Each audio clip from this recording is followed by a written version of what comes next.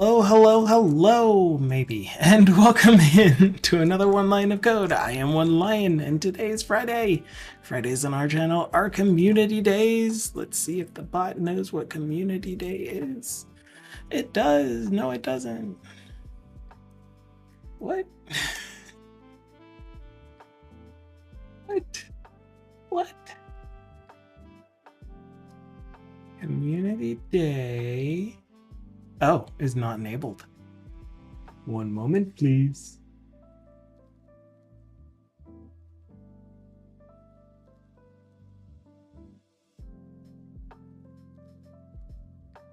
I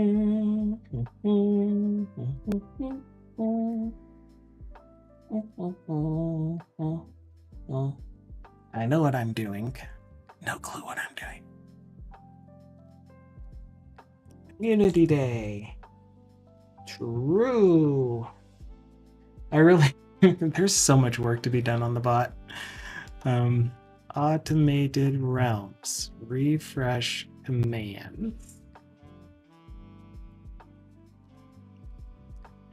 Community Day. All right, there we go. Okay, so Community Day on our channel is a day where I invite you, the viewers, to come up, or the community, I guess, to ask any questions that you might have, bring up topics that you're interested in discussing with the .NET community, or our, gosh, man. Switching mental gears. Give me a second and I'll catch up with the community, the One Lion community, about .NET topics.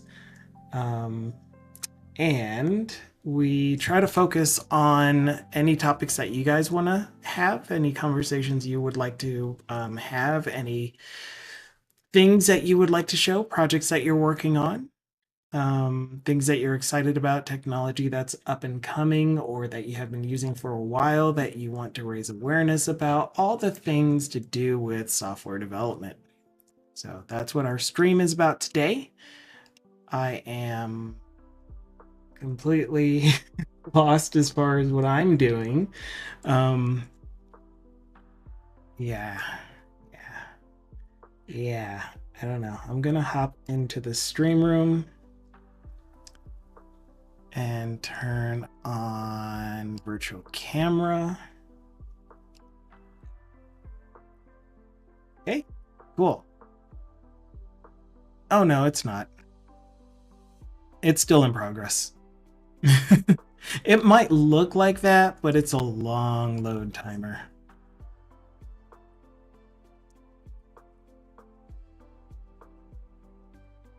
Super duper long. It's not even an animated timer. I couldn't be bothered. Couldn't be bothered. Anyway, hi Gabriel. Hope you're having a fantastic Friday.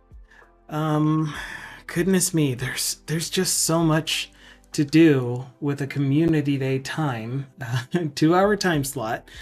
We have been having lots of conversations over the past community days surrounding AI and how it's used in the software development community, and then conversations about how AI is currently trained. We even stepped out of our software development bubble and started exploring some thoughts and concepts you might have about AI in the creative space at large. So all of those types of things. Smab says fabric processors are notoriously slow. This is true. They also get really, really hot really fast. So anyway, that's where we're at with that. On 2 Fridays ago, I think it was 2 Fridays ago, I was talking about or discussing some stuff where I have been working with Claude, and I'm going to say it that way, where we had been partner programming. I'm going to push this term to some pretty successful ends. You are the legendary being, entity, mind, body, spirit, complex, blue, floppy eared thing. Shout out to Candy. Hopefully we'll get you another shout out when there are more people, but right now people are just trickling in.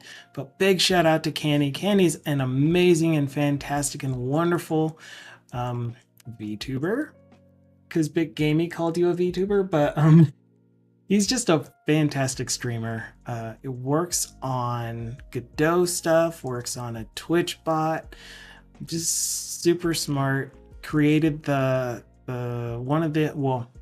created a few subscriber badges that I've struggled to add and haven't been able to add. So I took 2 of them, 3 of them. I don't remember how many it was, but I took a few of them and I sequenced them together and made an animated emote out of them. So this emote is created, this one here, created by Canny. And it's so good. It's so good. Just made it out of the blue. Also, Twitcha is released. Twitcher V2 has been released. And if you don't know what Twitcher is, then that means that you haven't been to his channel. Although I do kind of forget the name of it. But Twitcher has been released. And you can check it out on his GitHub. You can see the project there. Try reading the manual first when you're setting it up, but it's a Twitch overlay plus Twitch bot plus Twitch everything, Twitch integration library for Godot. Apparently has a setup routine for the lazy ones, so you have a one-click installer essentially.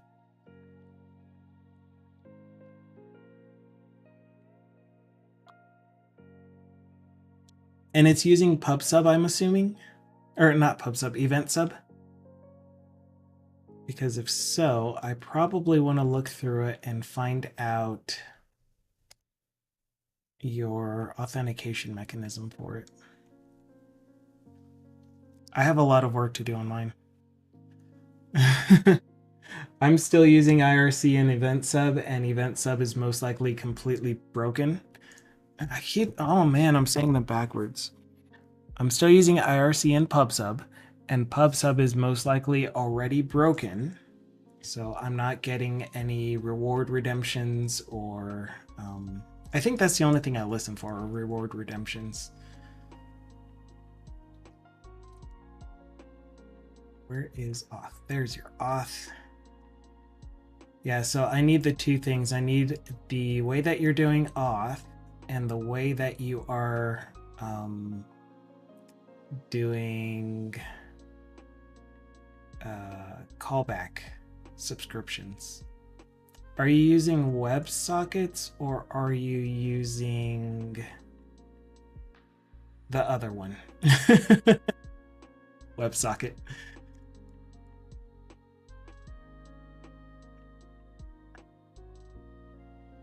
Because nobody ever uses webhooks. Okay.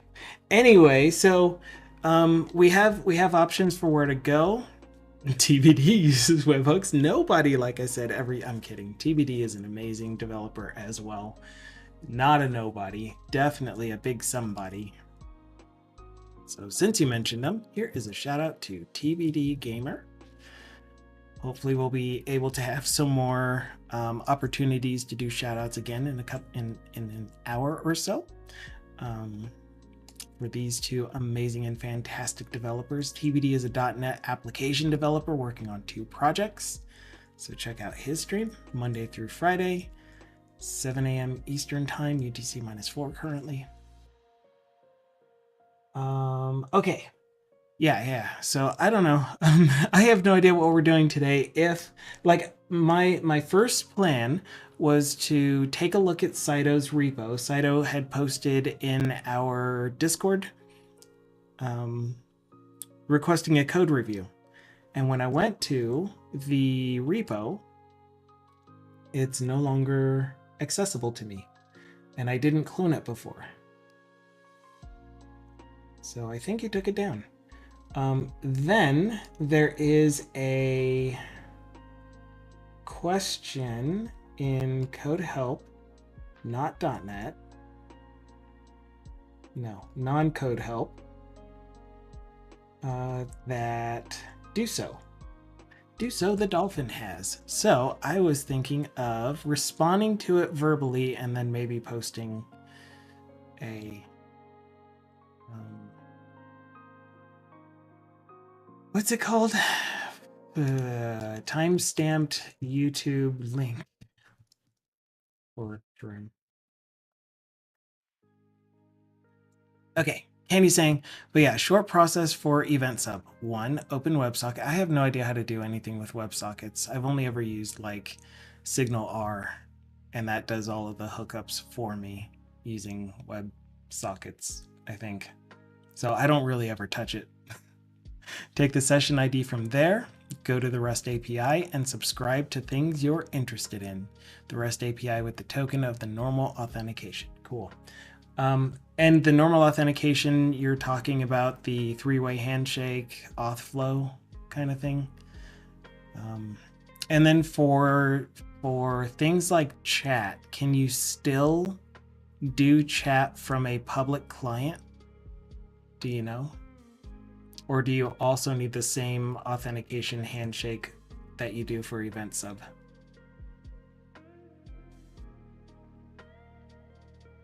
I'm all querying you. Canny is my new LLM. I make chat over event sub. Okay. Yeah, because I mean, I'm going to be running it with the full authentication using a private client or a secure client or whatever the term is in high TBD. So yeah, auth code flow or PKCE, one of the two. Or both. But I need to update my bot to be able to do that. So that said, maybe I'll have that open on the screen, which is a Twitch bot lib. You didn't see PKCE, then how are we supposed to... Oh, that's sad. Yeah, I'm at a loss, though. But TBD came in, so I will say hello to you. A big hello to the TBD. Normal auth code flow works fine. It does. And it would be nice if. I'll say it that way. Okay. So what I'm currently showing on the screen, and again, I'm opening up the Discord voice channel for anyone who wants to verbally talk about things, maybe projects you're working on, maybe topics related to software development or AI or just whatever you feel like bringing up. I have a lot more to say on AI. I'm trying to keep the AI topics focus per stream. So when we start talking about an AI topic, I'd like it to at least be a subtopic of some sort. Like before we talked about the actual training of AI, that was one big topic that we talked about. The use of AI in teams, in software development teams, the ethics of using AI, and other things of this nature. So like trying to keep it on digestible chunks of topics surrounding AI, because AI is a massive...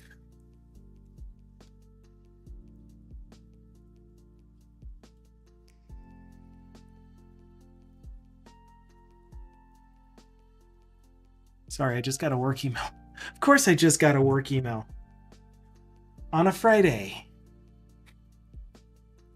On 20 hours. But yeah, bring up anything that you want to bring up, though.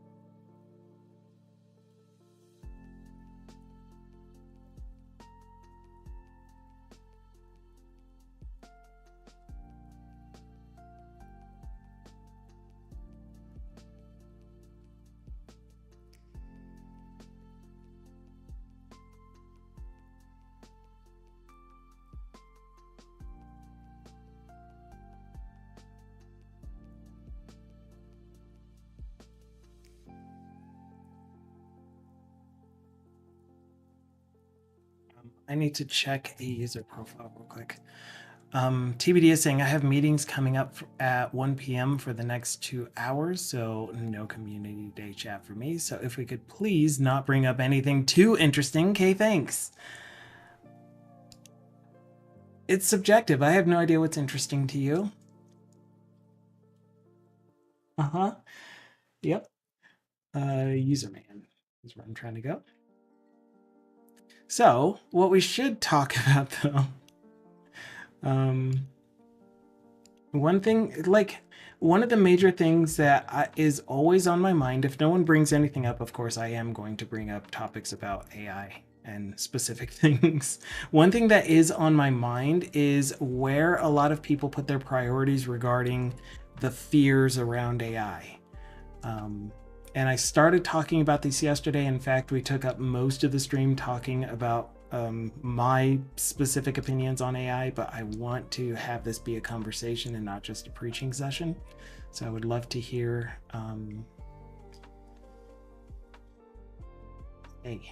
I would love to hear any input that you have about it.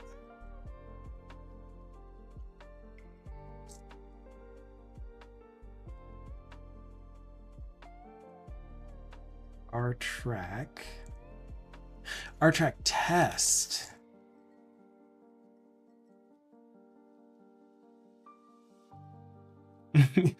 And there's that term. It's like that's one of the and I know you're joking, but that's one of the ones that is definitely like just fear mongering and I don't know. It just puts such a negative connotation, and it's like, can we think beyond that? Is there anything more? Ooh, you should be able to log in.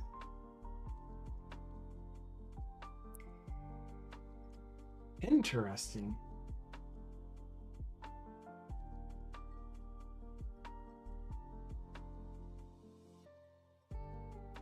Did I break test R track? We've been publishing to we've been doing PRs, and so the CI/CD pipeline is running, but it's been saying that the builds have been failing, so test R track should still be this one.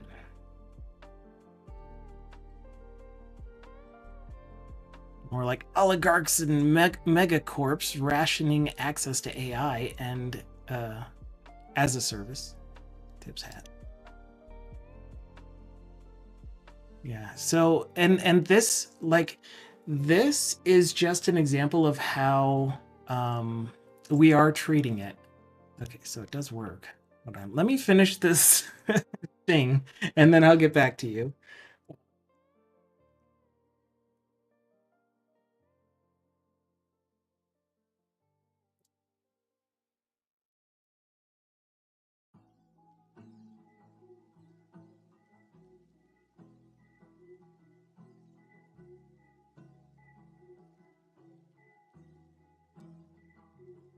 Oh, duh. I know what it is.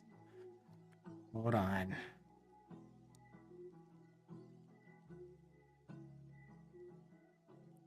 Like, why would he email me right at 10:30?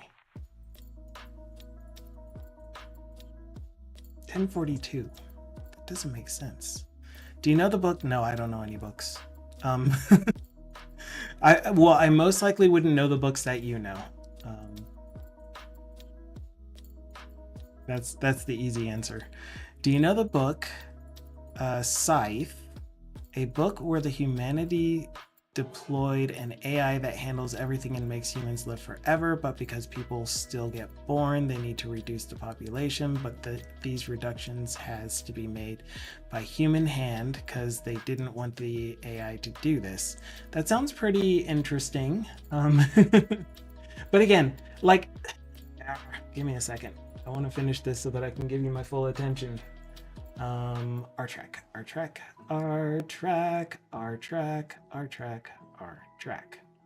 Tables.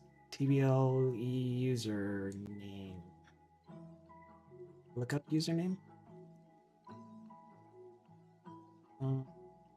Edit.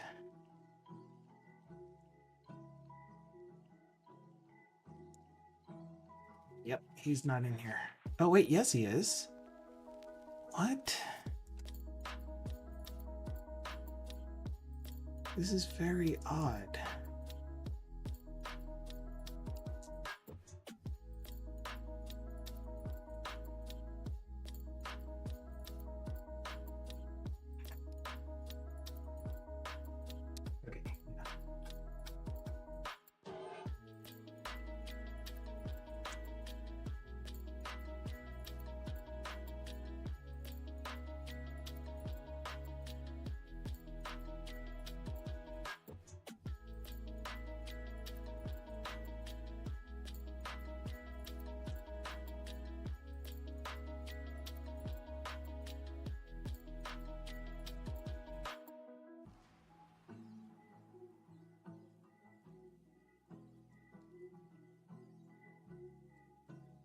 Okay.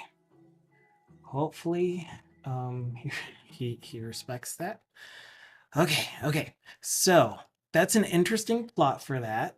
But the overall thing that I'm trying to get at as far as this conversation, as far as this topic is concerned, is that the way that we seem to be looking at it when we start conversation about it, it's like let's talk about these fantasy situations that were brought up in stories, or these things that we're parroting that we heard other people say, because the people that are either fear mongering or they don't want things to change are the ones that talk the loudest, so we don't really hear the voice of, let's think about it from a sober perspective, from a place of being of sound mind, of really looking at it. So I guess that's what I'm asking for here. But that said, you guys are leading the conversation. So if we really do just, if we would rather explore the fantasy side of AI and the somehow relating that to potentially the what's the word I'm looking for? Something to do with knowing what the threat is of AI. Like, if that's how it wants to be framed, then I'll try to follow you there. It's just I don't want to perpetuate that. Yeah, what the sales and marketing departments do. Exactly. But let's see. Let's make sure that I have read all of the chat up until now, because I was tending to an email from work, and I really do want to give them my full attention as well. Okay, so I think your shirt is frozen. Fabric processors, legendary bean.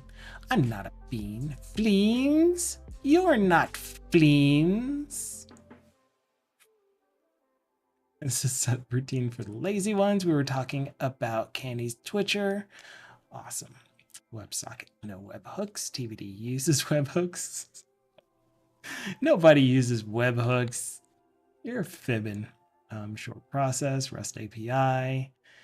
Hello. Make chat over event sub. OAuth2.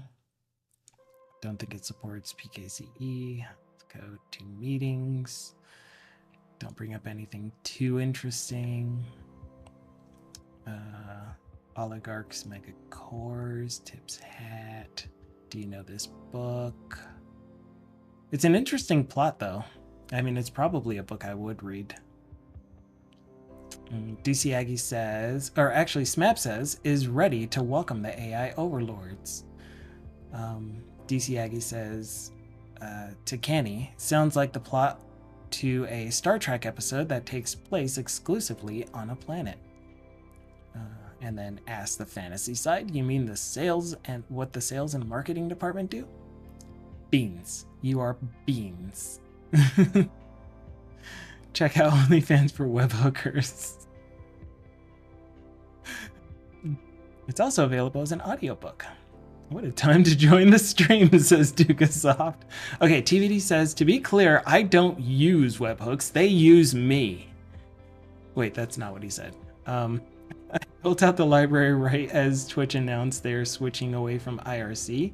I never actually used that library. Canny, eyes on you.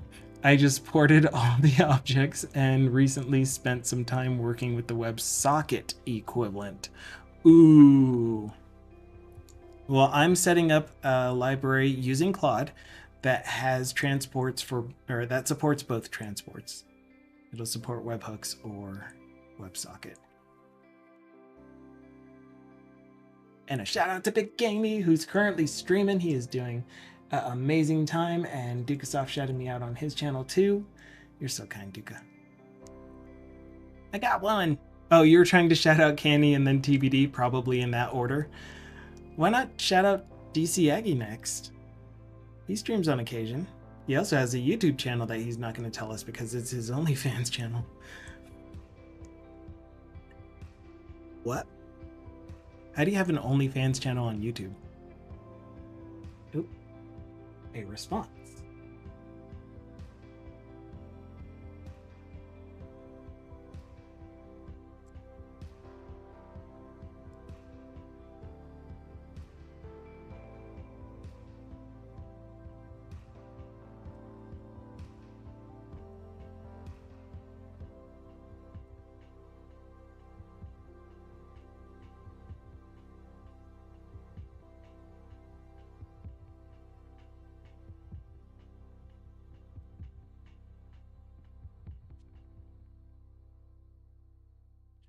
All right.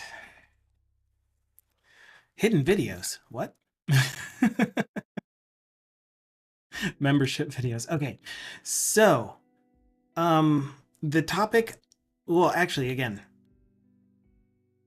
like, do we really just want to leave it at it's not a threat or it is a threat, but we're just going to joke about it? Or are you up for some actual conversation about AI being introduced the way it was and how we can go forward using it?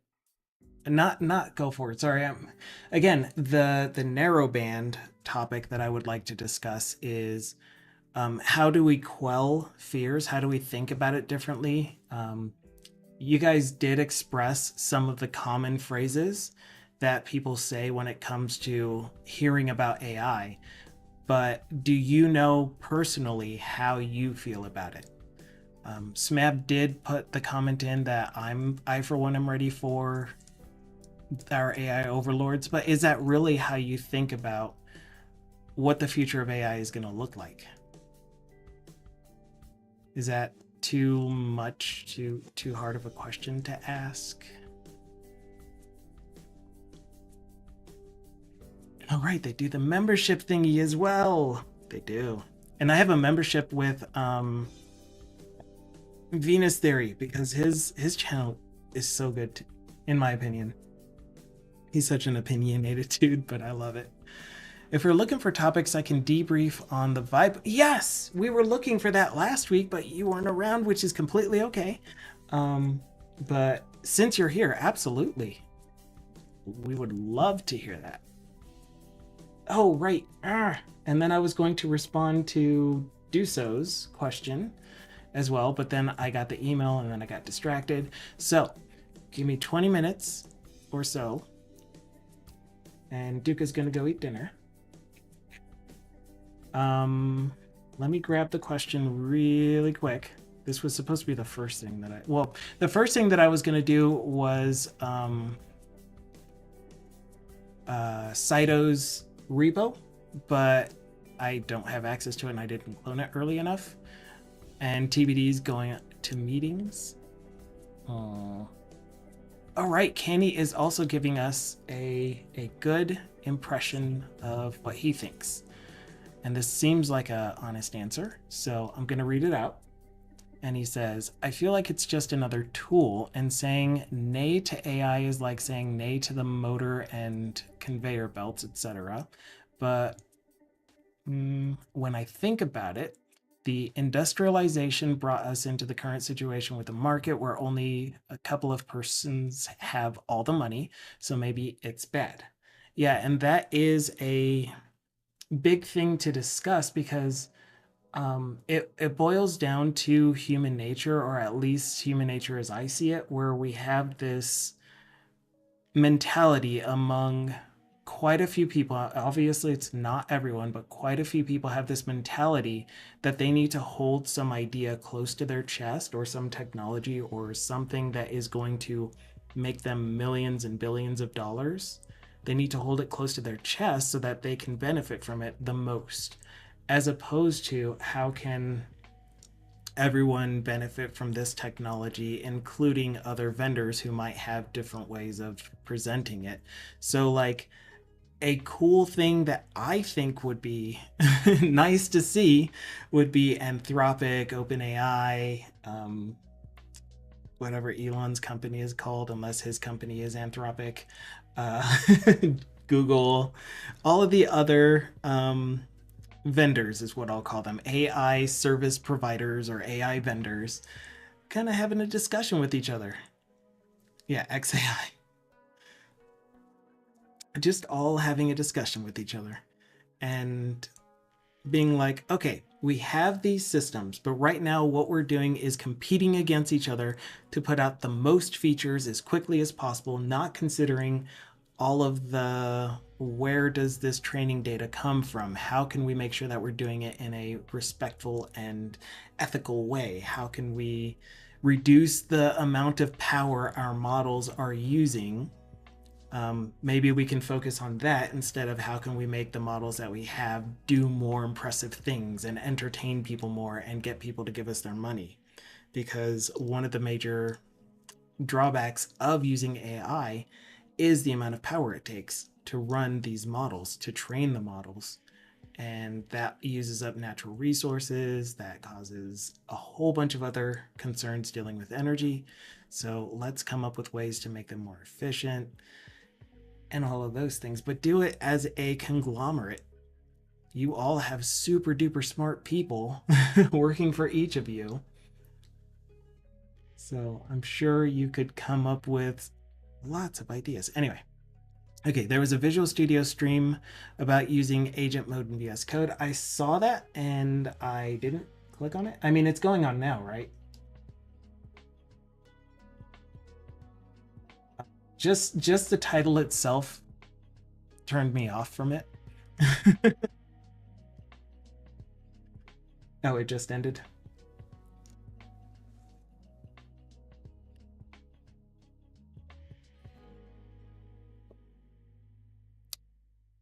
It was pretty amusing. Okay, so that conversation is going. You guys definitely post in chat. This is a question from Ducel from Discord that he posted yesterday evening my time. And he's saying that he's starting a personal project. He's already stuck, haven't touched backend in a while, and I need to get data from an external API and store some of that locally. My question is, how do you go about determining how to set up your tables based on that data? Using Sports API and then creating your own team after getting player objects? Are there special considerations, or do I just map properties of the object to one table? That's going to be a fun one. Hopefully I'll be able to type this answer back to him. But I think maybe I'm just going to timestamp the YouTube video and start it here to respond to this. But there's so much to think about when it comes to modeling your entities. Like, the whole concept of making a database backend is a study in itself. You go to school for this kind of thing. You spend lots and lots of time putting together databases, messing up, finding better ways to do it, improving yourself. So even if it's not through formal education, there's definitely a trial and error type of approach. There is a try to do tutorials and see how other people are setting up similar types of projects for the back end. We are getting some good responses in chat. There's also the code first approach, which I love. Is background audio high? Or is your mic low? My mic is probably low. Let's see. Is this better? Any better? Any better? Any better? Any better? There's background music. All right, so yes, sir. Okay, so it was my mic. My mic was low, and I was probably talking softer too. Now I can turn down. Cool. Or, yeah, okay, so I see what you mean. The background music was probably higher than normal as well. So both. Both. Okay. I see what you I got it. So how do you go about determining how to set up your tables? If I were starting a project, which if you go back to the financial management tracker from the very beginning, or not the very beginning, from when I was starting to stream the financial management tracker in, I don't know how long ago that was, a million years or two. You'll see the process where I thought about what the major entities are. So in your case, do so. It sounds like you are talking about sports in general. So you have the concept of teams, you have the concept of positions. So all of the concepts that deal with the sports topic. Yeah, so players, teams, positions, and any other information surrounding them that will be reused and are used to associate each. Oh gosh, hold on. One major thing to consider first, let me step back, is what type of database do you think would fit this scenario? If you're doing something like a bidding system where the only thing you care about is a team and a specific bid, and you're not really doing too much relational stuff, you could use a document database or something like MongoDB, a NoSQL database, to just store everything as a JSON object. But if you're trying to relate them together, like here are all of the players from a team, which again you can still use NoSQL for, but I'm partial to relational databases. So I have trouble thinking in NoSQL and how you would do this in a way where you get a player and you can immediately get back the team that they play on, or all of the positions that they've played over time, or anything like that. What are their stats? What is their historical data? So I think about stuff in a relational database kind of way. So if that doesn't work for you, I don't know how good my advice is going to be, because I don't know how to set up NoSQL DBs. But essentially, all of these entities that you're thinking about, all of the concepts surrounding it, stats is a concept and they are associated with players. The individual stats themselves.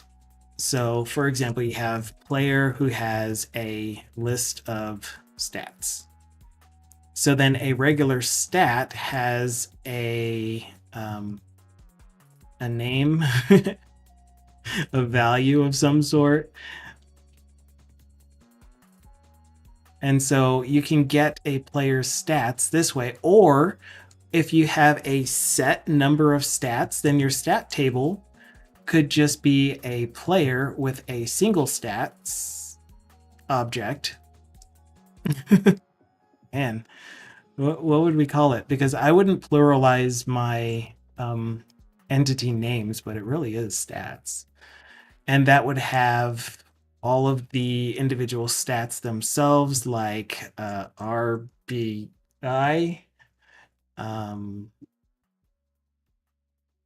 You don't know sports.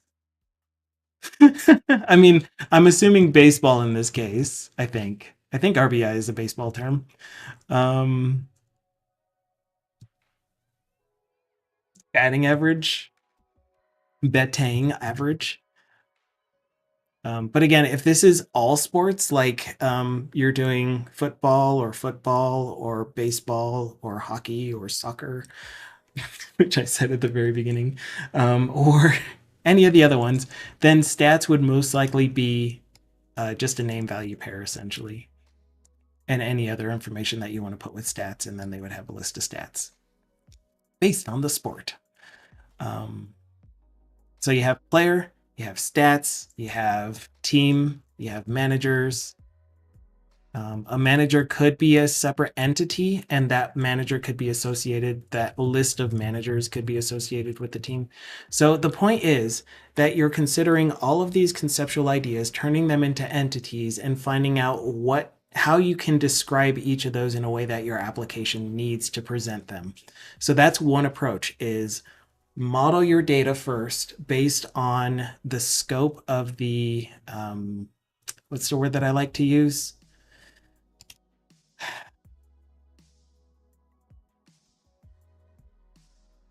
So sports is your overall the thing. The word that I can't think of right now. Domain. So sports is your entire domain. Yeah. Thank you, DCA. Right on. Um, Come up with all of your entities, lay them out, figure out how they relate to each other, figure out what properties you will need to expose to your application in order to present them to the user. The alternative approach, or another alternative approach, is not the only alternative approach, but another alternative approach is to start sketching out your UI, start sketching out your application. And by sketching out, I mean drawing, not, or whatever you consider drawing. That could be in Figma, that could be in some other application that creates UI for you.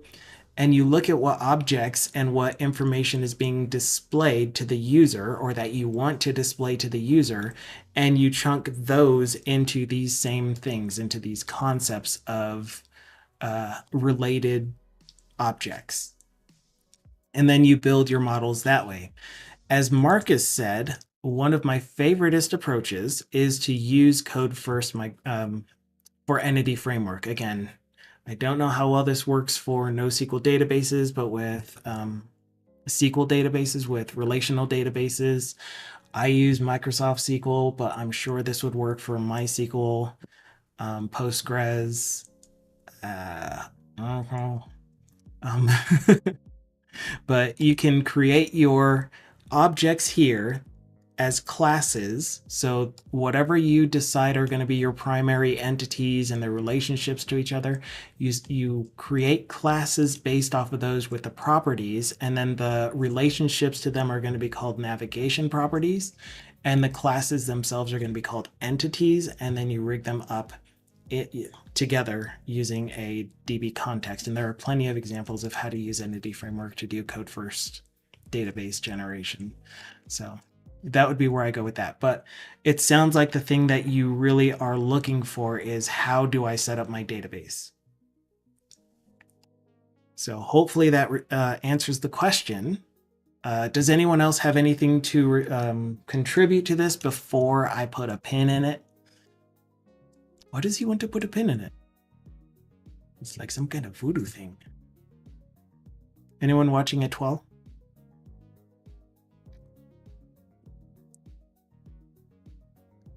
I won't get started on that.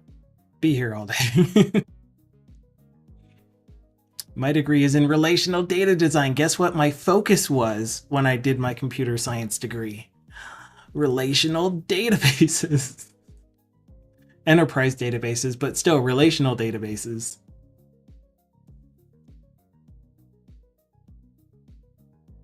All right. Well, I will leave it open for if anyone does have any further comments, but after the video posts, then I'll try to get the timestamp and then respond to do so. Oh, this can stay on screen. But now we have, oh wait, and now everyone uses NoSQL databases. Yeah, exactly. And it's like, I'm not very good with them at all. I tried using NoSQL to model out the financial management tracker, for example. I just can't wrap my head around not having a way to relate objects together other than, here's one object and here are all of the nested objects that are related to that. But how do I do some kind of join? How do I filter it and all that stuff? It was just too difficult for me. I'm not smart enough for that. Okay, but that said, we have a special guest. So if you are ready, DC Aggie, I would be happy to pull you into the main stream room.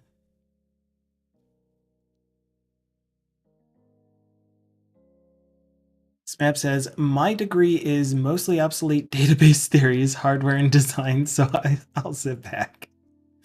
Totally okay. All right, so I'm pulling DC Ag into the stream room in 5, 4, 3, 2, 1. Lag. And there we are. Hello, world. Hopefully my audio is working. Your audio is 100% perfect. Awesome.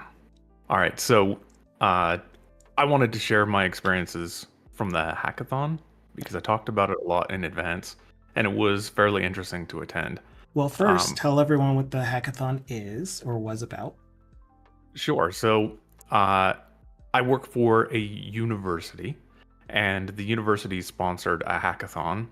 A hackathon, for anyone who hasn't participated in them, is a short event, usually a day or a weekend, in which you produce something in a very short period of time and then demo it. It's often done either as a competition or within an organization to come up with prototypes or as a form of brainstorming. So this was a one-day hackathon that was competition-based, open to the community, anyone 13 or over, and it was themed for AI development and specifically for vibe coding.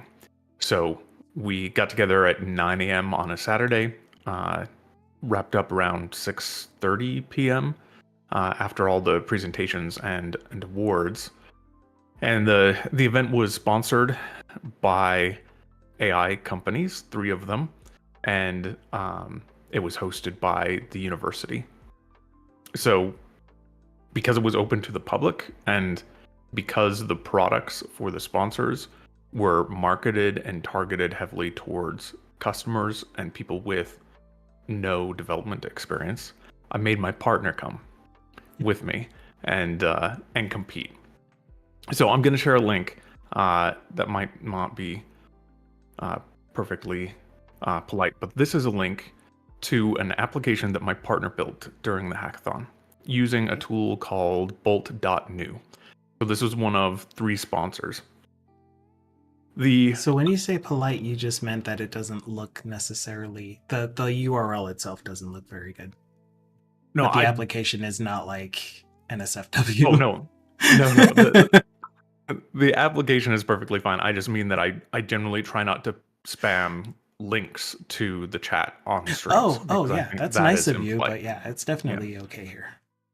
Yeah, so there were 2 tracks in the hackathon, a novice track and an experienced track. My partner participated on the novice track because he's not a software developer at all, but what he does know is animals. He loves animals, cats especially. So one of the 3 tools that's sponsored is bolt.new, which is a tool where it's a vibe coding tool where you prompt to it and then it builds applications based on your prompts.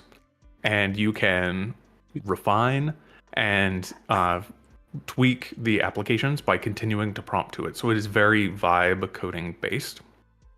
And so he built this application with the prompts of something along the lines of, I want an application that will ask someone a series of questions about their personality and their lifestyle and recommend the best pet for them. So if you were to click on Start Questionnaire, you'd find it's basically a quizzical where it will ask you a series of questions. And then at the end, it will make recommendations on what pet you should get and give you information about that pet. So this was produced... sorry, I have so much to say. You're okay. No, keep going. We spent all day. I did not produce a functioning application. Oh no! Because I wasn't participating in the competition part of it, and so I mostly spent my time trying to figure out, well, how could I get this to work for me in my job? So I experimented with a bunch of stuff, and I have things to say about it. But I didn't produce something working and demoable because of the way I was using it. But the partner had this going in like the first functional version of it took him 2-3 minutes to get this application. And then he spent 30, 45 minutes trying to get it to behave. So when you get to the end, it's going to make recommendations, show some stock photos, and describe the animals that it's recommending to you. The Okay. Do you want to click that application now, kind of... or do you want me to wait until you get to that point? No, go ahead. So this is the part where the application kind of falls apart and you see what isn't the strong suit of this application. So it was very good in producing something with good looking UI and generally what you describe in almost no effort. So I think of this as like getting you 60% of what you want with like 1% of the effort that it would take to do this True. manually. The problem is that last 40%. So in the initial version that was produced, the stock photos for some of the animals were incorrect animals. Some of them were cityscapes. Some of them were close-in cropped photos of That'd be people's awesome, though. midsections. Some of the descriptions were wrong. He spent most of his time trying to convince it that hamsters and gerbils were Not the hamsters, same. gerbils, and guinea pigs were not the same thing. No. And getting the right photos and places. If you scroll down, you'll notice that no matter what it recommended to you, it tells you to buy dog food to feed the animals. So if it recommends a fish, it will tell you to buy high quality dog food. Nice. Yeah. And yeah, it did. In your case, you got fish, and it's telling you to buy good dog food for your fish. So, and it was very interesting trying to explain to my partner how AI works and what it is and isn't good at. And it was fascinating. Not the hackathon itself, but to see my partner use it and to try to explain to him what it can and cannot do. And then see his high of typing in a few words and having something exist. Yeah. And then the low of looking closely at it and realizing that it isn't actually what he wanted and trying to get it to work completely not working for him. So before you go something on that- too much further, I want to ask at this point, do you think that it would take, or that given enough time, and then how much time, do you think your partner would be able to use this to successfully build a full application? Like without any of this weirdness, and then get good at it enough to one-shot new applications? Yeah, I think he could have spent the entire weekend and gotten this quizzical working to the point where it was giving accurate summaries and all the descriptions and photos for the animals were correct. But I think that's pushing the limits of what he could do. And a quizzical is fairly small, series of questions, weighted results, ranking outputs, and then putting up photos and describing care information about animals. If he wanted something larger, more complex, he couldn't, given any amount of time, get it to be 100% what he wanted. And the real issue is, even if he got this little quizzical working exactly how he wanted, it would be very fragile. Because what he quickly found was, if there was one thing he didn't like and he prompted to fix it, he would introduce regressions. Like one thing would get better and 10 things would get worse, sort of stuff. And it really is kind of best at its first guess at something. And the more you try to tweak it, the more deformed or weird it gets. When I played with this tool, I tried to get it to build C# for me, right? So I said, let's build this application in Blazor or whatever. That doesn't work at all. So at the end of the event, I spoke with the person from the company that owns Bolt.new and talked to them about this and got a little bit of an insight. Opportunity to do that. That's crazy. Yeah, so their company, their product really is these little containers that run Node.js. And they kind of stumbled upon finding out that you could attach an LLM to it and have an LLM build some software to run in the Node.js container that is their actual product. So when I asked, we're a Microsoft shop. We do .NET development. Is there any plans for a version of Bolt.new that will produce C# code? And the answer was, you're not the first who's asked, but the answer is no, because our real product is the Node.js containers, and the AI LLM is something we kind of stumbled upon. So yeah, you can type in here whatever you want, and you'll get a functioning app pretty quick. Hmm. My biggest disappointment with the sponsors for this event is that in all the lead up, they just said free access to the tools, free access to the tools. They're advertising it to the community, and they're encouraging children as young as 13 to participate. But then on the morning of the event, turns out that to get your free access, you need to create an account, Oh God. subscribe to the service, put in a credit card number, and then you'll be What given a in the coupon code world? for a free first month. That is So just rude. yeah, that was not great. And I'm going to give them the benefit of the doubt and assume that their system just wasn't set up to allow them to do it any other way, and that they would have liked to have set it up so that subscriptions and credit cards were not Sounds necessary for the sketch. hackathon.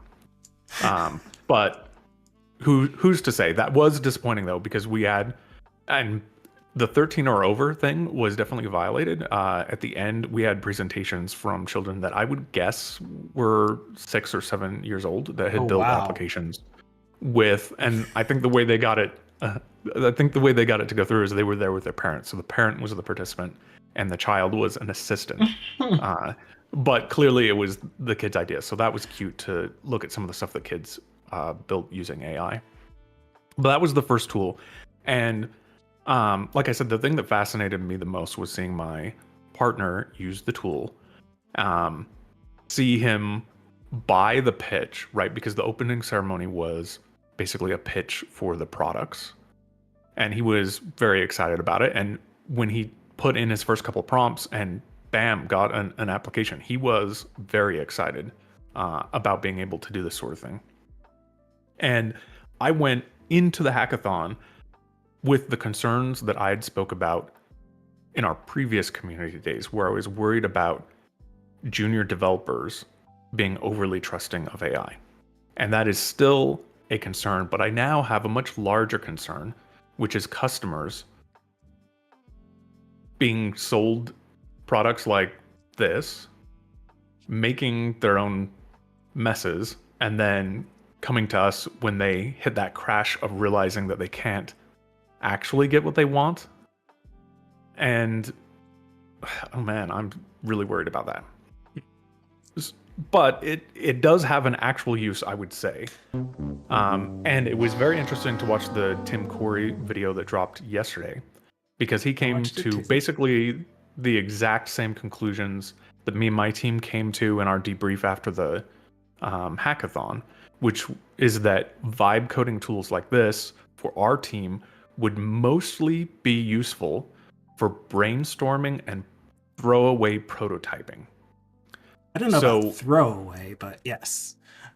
okay, so when I say throwaway prototyping, uh, I assume that there are others in the chat today who have made the mistake of putting together a quick prototype or proof of concept, Mhm. showing it to a customer or a supervisor, and them saying, "Oh, this is great, ship it," or deploy it, or let's just use this for now. And then years later, you're supporting that prototype that you did not Right, build right, with right. maintainability or Been there. architecture in mind. So when I say throwaway prototype, what I mean is that nothing in the prototype outside of ideas or teeny tiny snippets of code will make it into the product that you ship. And so for that case, it doesn't matter that this produces Node.js applications, or that they don't really work, especially if you look closely at them. Because what you can do is that initial phase where you're working with customers, where normally I would make what we call sketches. So sometimes this is done on a dry erase board, sometimes it's done using diagramming Big tools, boom. sometimes it's done Whiteboard. using formal tools that are made for UI uh, prototyping. However you do it, we often front load that, even though it isn't technically good design. In our cases, our customers are not particularly tech savvy or development minded. So if we can get ideas to them in sketches that they can look at and say, yes, this is what I want the screen to look like. Yes, this is what the UI is going to do. We can work backwards from there, even though we know that you should start with the domain and not with the UI. So a tool like this, I think, would be very useful because we could sit down in a meeting and instead of taking notes and saying, okay, I will come back to you at the end of the week with some sketches that we can look at and get your feedback on, you could be typing to a tool like this in your meeting. And you could leave the meeting with something that is like an interactive prototype or UI sketch that you could agree, okay, this is kind of an idea of what the goal is, and now we'll work backwards from that by collecting your requirements and your domain information, and we'll start building the actual thing. So prototyping and brainstorming, I think a tool like this could be useful to my team today, as is. But it could be very dangerous to my team if one of my customers is told, oh, IT says your project won't start for another 9 months and could take 18 months to finish. Well, pay us some money and you could just describe the app you want and artificial intelligence will build it for you. So I think we're gonna have to learn that through pain because I can't go out and convince all the people who could potentially step on that rake in my organization of what the limitations are. They're going to have to find it themselves. And we don't have, in my university, a very strong central IT. We often hear about a product or a project after the customers have made their decisions or cut checks with companies. And then we're tasked with figuring out how to integrate it or deploy it in the context of our environment. So that's dangerous. So that was the first tool. The second tool was one called Windsurf. And Windsurf is a fork of VS Code that is tied to LLMs. This is probably more aimed at a team like mine. And I played around with this less than I did with the Bolt product because it was just towards the end of the day. And for this, I was able to do work in C#. I described a very simple domain around the concept of requesting clones of databases, teams of people arranged in a hierarchy that need to approve the clone in advance. And it produced code, lots of code really fast. The stuff that I looked at for the amount of time that I could look at it looked impressive. It looked like stuff that I would write. It didn't compile. I never got anything that would compile. And this was just the domain. So, I mean, this was just a class library with entities and some pretty basic logic. So it's not magic, and it certainly wouldn't replace actual development. But I could see it producing a lot of the boilerplate that I would need. And as long as I can go through it and read it, agree with it, and then maybe shape or tweak it to exactly what I need and to match the architecture and the styles that we use, then I could see it saving me some time. But I don't see it replacing the task of development. I think I see it replacing the task of typing out a lot of pretty simple boilerplate-ish or repetitive type code. And if you can go from comment, no, Windsurf, the QA assembly. Oh yeah, I mean it of the three tools, it seemed the most impressive and applicable to my work. Obviously, Bolt.new was the flashiest because you could go from English to some sort of an app with an incredibly low amount of effort, like one sentence of prompt equals functioning application, which is pretty cool. The third sponsor and tool was, it reminded me of your screen name because it was like 1111 Labs, something like that. 11 Labs. So it's voice to text and text to voice based stuff. So this leads me to my second critique of the way that the hackathon was set up. The rules on the webpage said that you had to use AI, but it was phrased in a confusing way. And then when we got there in the morning, it turns out that not only did we have to use AI to do the development, the products that we developed had to use AI. Had to So access AI. yeah, so that obviously threw a lot of people for a loop because let's be honest, it's early days and you kind of have to think or invent a use for AI in your tool if it isn't naturally like if your goal wasn't to build an AI something, you were just going to build something with AI. Right. Last minute to be told, well, now you need to find a way to use AI in it when it's running. That's tough. So what a lot of people did is they used the voice to text or text to voice to check that box. So they built the app they wanted, and then they like had the about page read aloud their bio or something simple like that. So those were the tools and like the overall setup for it. There were a lot of people who participated. There were young people, there were high school students, there were college students from the university itself. I saw plenty of other staff and faculty at the event. And at the end, everyone was supposed to give a 2-minute demo of their app, and then there was judging and awards that were given out cash awards, I think up to $300, plus all the winners got more coupon codes for more subscriptions to the AI tools. And I stuck around for all of that, even though that's the part that went late, because I was very interested in what people could produce in a short time, what people's ideas were, and it was a huge variety of things. My partner was intimidated by the fact that most people were IT or nerdy people there. So although he built his product, he left before the closing ceremony and awards because he didn't want to do a demo. I wish he had stayed because I think he would have liked seeing what other people built. He would not have been in last place with his Pet Finder Quizzical, because there were people who had very similar things, Quizzicals, and there were people whose things didn't even work, and his at least worked. So I wish he had stuck around. But some of the things were really impressive. The person who won first place built a tool where you upload a photo of your child, and then you provide a voice sample of either yourself or your child, and then you pick from a preset list of different combinations of styles and story types, and it produces a bedtime story for your kid, starring your kid, narrated by your kid or by you. And there are still images, moving images, and video, and the words are displayed to the side, and it highlights the words as it goes through. So it entertains your kid. It could be used to help them learn how to read, and it was very impressive. Yeah.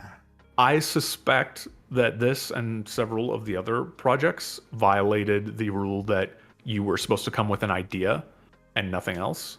I think this was probably more than the 6-hour sort of stuff.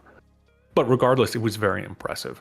Some of the other winners were a team of people who built, using the agentic standards, a bolt-on to Proxmox, so that you can have basically a chat plugin for Proxmox.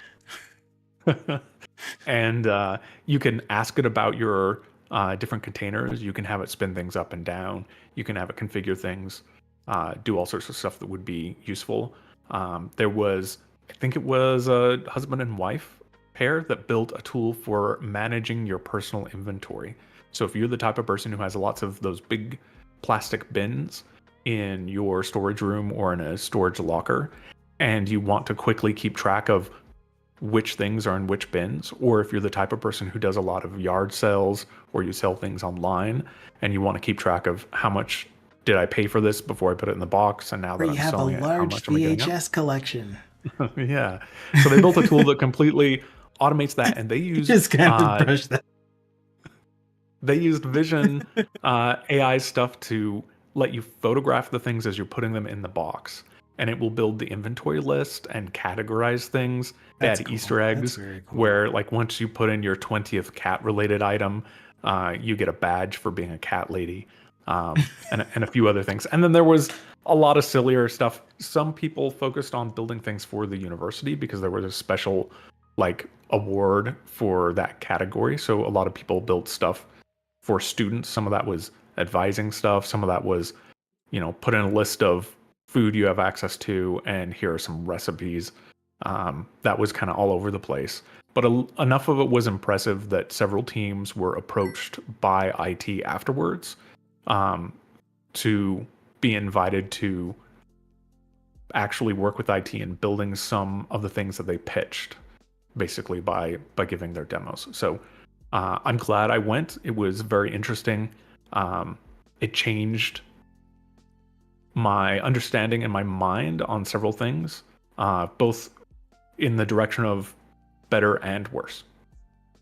So that was the AI hackathon, and if it was a virtual thing, then we could have all participated, but you had to be in person. So I tried to take as many notes and absorb as much information as I could. But the Tim Corey video really did come to like the exact same conclusions. I sent it to my boss and my boss's boss because on Monday we had the debrief on the hackathon, and it just remarkable the exact same points of, well, this is where it could be used and this is why it could be dangerous, sort of stuff. So if you didn't watch, if anyone here didn't watch the Tim Corey video on vibe coding, I recommend watching it. It's short, and I think he hits it. Awesome. There are a couple of questions, and then I also want to comment on the Tim Corey video as well. So President Not Sure was wondering, did everyone use 11 Labs to do stuff like using snippets to be the narrative voice, or were there other tools used for that? Yes, so most people, I would say 80% of the demoed products were made using bolt.new. But most of the people achieved the requirement of incorporating AI itself by using either text to speech or speech to text. The rules said that you had to use AI tech, but you didn't have to use the sponsor's tech. So you could have built something using nothing but ChatGPT, for example. And there were several people that used. I don't. Well, for example, I'm kidding. the I'm person sorry. who won the person who won first place, I don't think used any of the sponsors' vibe coding tools. He did use the voice stuff, but all the code for the application itself, the image generation, the video generation, the scanning your kid's face to put into the story. I don't remember which tools he used, but that was like some dedicated image AI stuff. So yeah, I think Bolt.new represented the bulk of the submissions, but not the bulk of the winners. And that most people who kind of had to come up with a last minute use of AI in their tool used text to speech or speech to text using Like a little the 11 microphone Labs button stuff. so that you can type text in or talk text in there. Right. Yep. Or some people did. I think there was at least one that was based entirely around that. That was like a notes taking tool for students where you would record your sessions in class and then it would produce basically cliff notes from the audio recording for you. And I think it also did like a combination of quiz slash flashcard type stuff based on the materials. So there was a good mix of both sponsored tools, unsponsored tools, and use of all sorts of stuff. And then Snubble's follow-up comment to the QAs thing was that they use Windsurf to generate SQLs and web apps that they use to automate some tasks. And Marcus said that, or sorry, President Not Sure said that this is where I found these tools most useful too, cases like these. So on top of the prototyping, making really small helper tools in a quick way also sounds like a good use, or it could be a good use if used properly. Yeah, I would agree. I think the scale and the risk are the two things that I would take into consideration most when deciding to, especially blindly, use something produced by AI. So the quizzical that my boyfriend created is small in scale and small in risk. I mean, kind of small in risk. Maybe if you feed your fish dog food, that's an Yeah, like if unacceptable risk. people take the actual advice from it, then that's a high risk. Right, but that's my point is if it's not going to be around for very long, if it's not going to be very big, uh, if it's a prototype, something like that, then it's probably already a good candidate. If it's going to be complex, if it's going to do something high risk, so it will directly impact like the profitability of your company or have an impact on people's lives. I work for a university, so if it could uh, have an effect on financial aid or grades or graduation, those would be considered high risk things. And so it isn't close to that, the vibe coding tool stuff.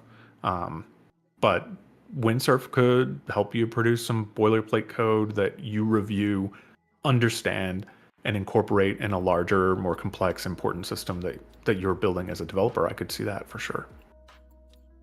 And Marcus's comment, you should be able to just scan your receipt from the store and it builds it for you. The inventory. That'd be cool. So like having it do the actual inventorying steps for you just by scanning a receipt. I think that's Yeah, what he was talking about. I could legitimately use that tool. I went up to that was built by a coworker of mine in a different part of IT. He's not even a developer. He works in like the networking and infrastructure side of Oh things. yeah, okay. And I told him later, this is an application I would use. I often, like it's embarrassing to think how often this will happen, but I will order something on Amazon or buy something at the store, get home and think, okay, this is where it should live in my house, in this bin or in this drawer or in this closet. And I'll get to that drawer and I've already bought like that exact same thing Oh before and no. it's sitting there. So yeah, a tool like that would be useful if I could say, wait, do I already have auto cleaning cat brush? Oh yeah, I do. I use it all the time. Wait, no. So, to respond, I have a response to Tim Corey's video. It was pretty much the thing that spurred the topic that I was starting with today, and that was that I think the placement of the common view of what the dangers are of using AI are misdirected or largely weighted in certain areas where they shouldn't bear that much weight. So the beginning of his video, for those of you that haven't watched it yet, is him listing off five or six things that are dangers of using AI. And then he goes on to indicate what the best use case, according to his opinion, is on using AI, where it thrives the most.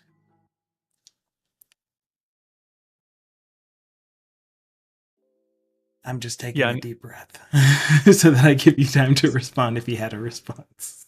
yeah. His take was on vibe coding specifically, which I Yeah, think yeah, is yeah. an important distinction Sorry, you're right. because vibe coding is the current kind of hype word, and it makes a very specific claim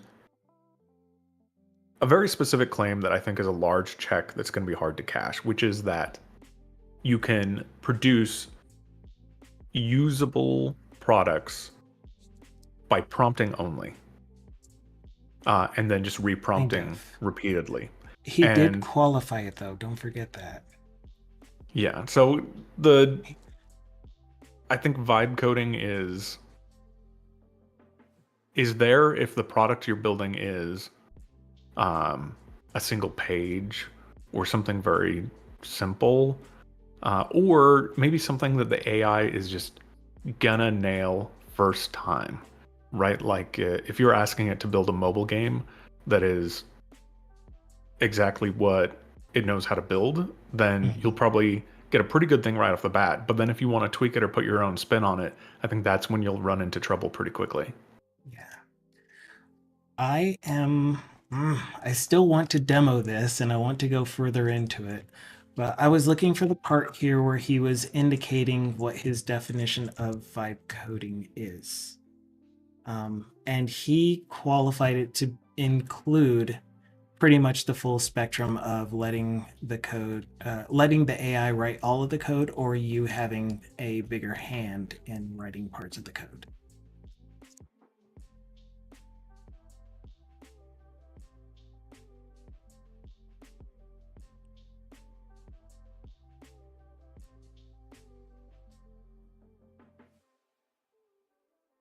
Yeah, I don't remember where it was. It would take me too long to try to find it because I'm terrible at reading when I'm on the screen. But I'm pretty sure that he did say something to the effect of vibe coding can be anything from prompting an AI to generate code to you working with it and um, editing the code yourself that it generates. Oh, Yeah, here. so I think the part you're talking about might be at the end where he says the problem is that what you prompt won't get you exactly what you want. And so at that point you would either need to reprompt so much or jump in and edit the code yourself. And at some point you've just reinvented developing and you're still requiring a developer and needing to write code. So why not just write the code the way you want from the beginning? Yeah. And of course, I was wrong with my quote, as I always am. He was talking about where the AI writes part of the application itself. So either the whole application or part of the application, not the whole code or part of the code, and you edit some of the code. So, okay, well, so I misquoted that, but um, like I still like. Oof, I would make a reaction video to this if I was that type of YouTuber, um, which I'm not, to respond to the specific items that he brought up for what should we be concerned with when it comes to doing vibe coding. And as you mentioned, I should really narrow my focus to consider that this is specifically addressing vibe coding and not like I don't even know the term that I keep using is partner programming with AI, and I'm going to keep using that. Um, but would you say then that there is, yeah, so from DC Aggie's perspective, what is the middle ground, or what is the better, oh, how do I word this? I'm sure you know what I'm trying to get at. How can we blend this with using AI to help you write code? Like, what is the happy medium between vibe coding and what I'm calling partner programming?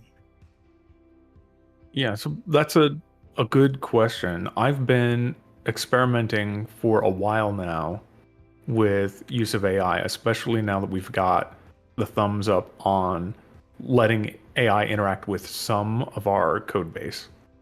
And I've tried the vibe coding thing, uh, and I'm seriously impressed with it for prototyping and brainstorming, right? Like someone you can bounce ideas off of like, if I wanted to do this, what would it look like? Or let's see an example of X, Y.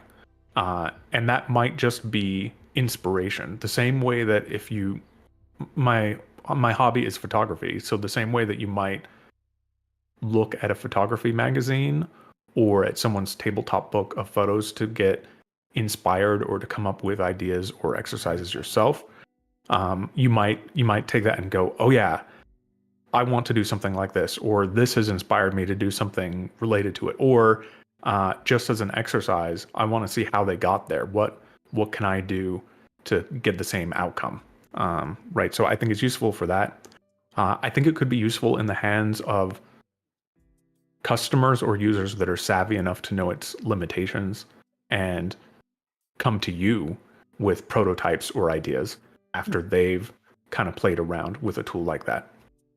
But that's about the extent of what I've been able to come up with for usefulness for vibe coding in my organization and in the way that I work. Yeah.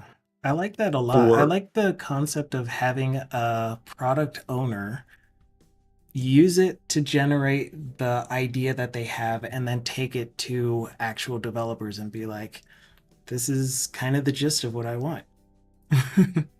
It's very cool. At the other end is using something like ChatGPT or Copilot to ask for something very specific, like what does this exception mean, or write a single method that takes these inputs and does this output, or regular expressions is one of those things that I do frequently enough that you'd think I would keep it all in my brain, but actually infrequently enough that I have to Google it every time. Heck, So it's really nice to ask ChatGPT, for example, the identifiers for students in our university is a specific letter followed by 8 digits. And I do have that regular expression committed to memory, but that is an example of something that you could quickly ask a chat AI tool for and copy paste in. And it's so small that if it's wildly wrong, you'll probably notice it immediately. And it's so easy to test. If it's subtly wrong, you'll figure it out quickly. It won't be buried in some larger thing that it produced. How useful that is, I don't know, like I like it. If that requires a license, I want my boss to pay for that license so that I can use yeah. that tool. If I didn't have it, would it be some major limitation to my ability to write software? No, not at all. No. Uh, the other thing is AI tools that are looking at entire classes or files or projects or solutions or producing large pieces of code. And that's what I've spent most of my time with for the last 3, 4 weeks. Uh, That and was a very disgruntled sound. it's a foot gun because you can see a use for it, and you're going to shoot yourself in the foot. I've had code produced that looks like it works but doesn't. Uh, that does not just not what I wanted, but in some cases like the opposite of a prompt.